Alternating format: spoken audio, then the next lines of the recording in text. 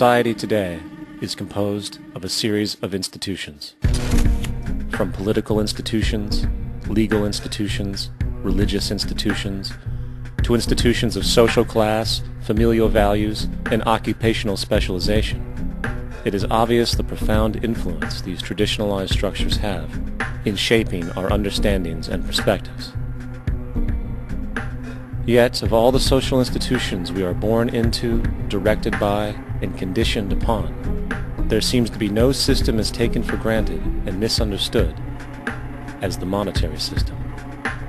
Taking on nearly religious proportions, the established monetary institution exists as one of the most unquestioned forms of faith there is. How money is created, the policies by which it is governed, and how it truly affects society are unregistered interests of the great majority of the population.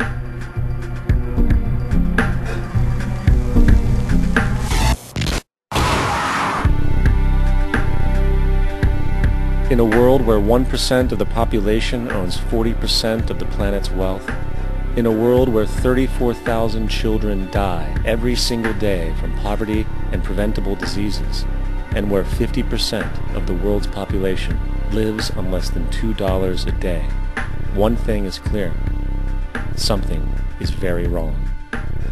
And whether we are aware of it or not, the lifeblood of all of our established institutions, and thus society itself, is money. Therefore, understanding this institution of monetary policy is critical to understanding why our lives are the way they are. Unfortunately, economics is often viewed with confusion and boredom. Endless streams of financial jargon coupled with intimidating mathematics quickly deters people from attempts at understanding it. However, the fact is, the complexity associated with the financial system is a mere mask, designed to conceal one of the most socially paralyzing structures humanity has ever endured.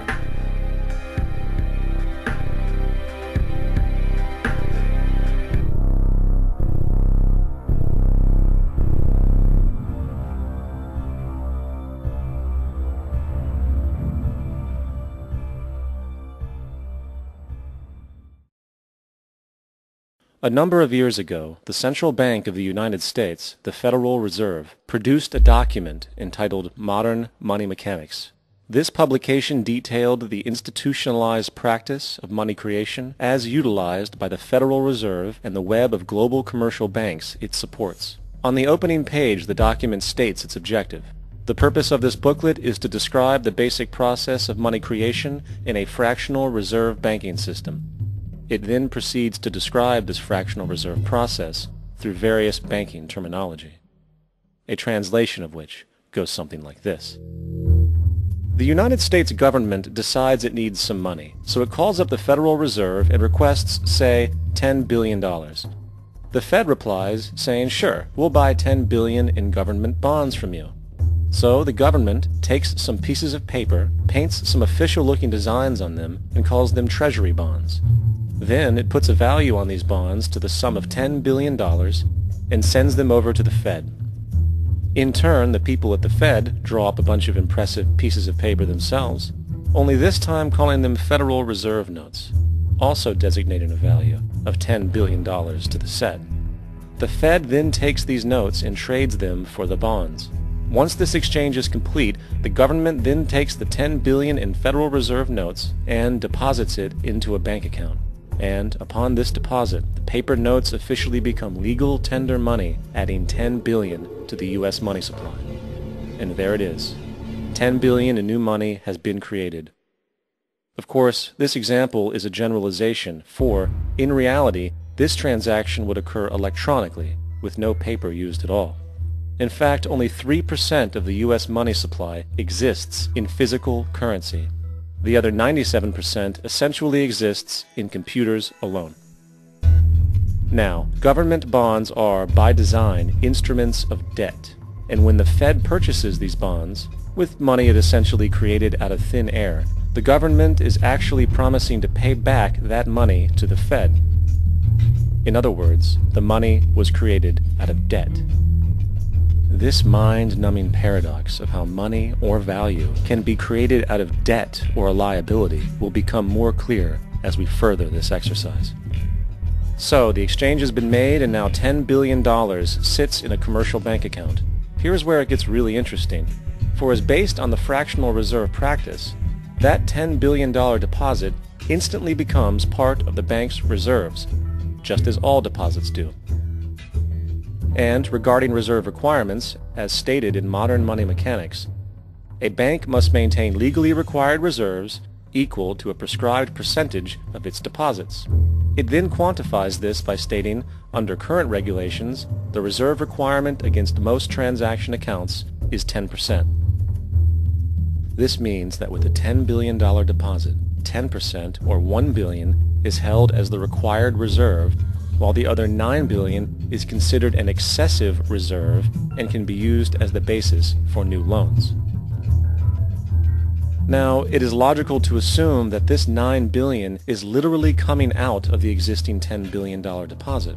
However, this is actually not the case. What really happens is that the $9 billion is simply created out of thin air on top of the existing $10 billion deposit. This is how the money supply is expanded.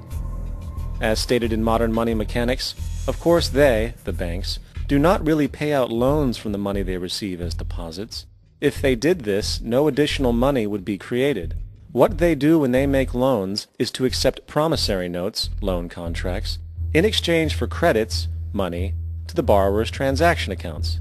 In other words, the $9 billion can be created out of nothing simply because there is a demand for such a loan and that there is a $10 billion deposit to satisfy the reserve requirements.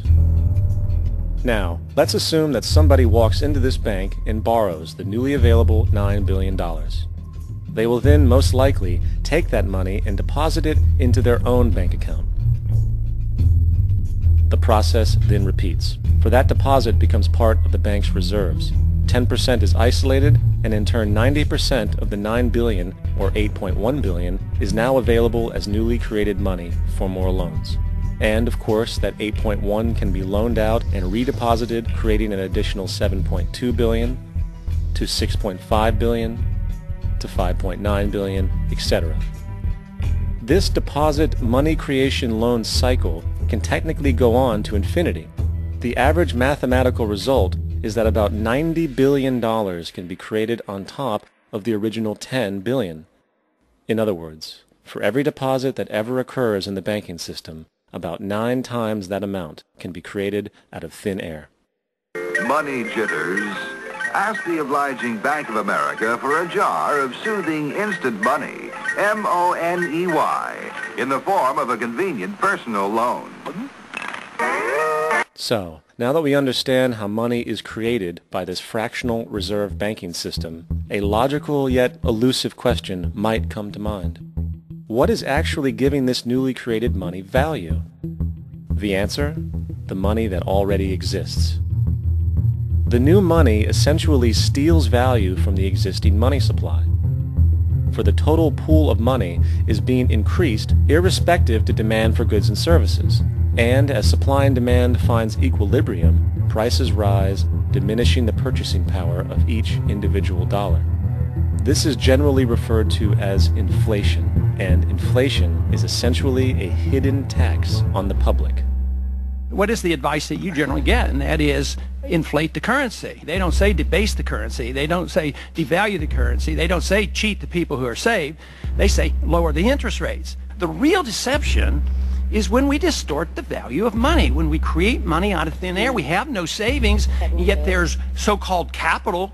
So my question boils down to this: how in the world can we expect to solve the problems of inflation, that is, the increase in the supply of money, with more inflation?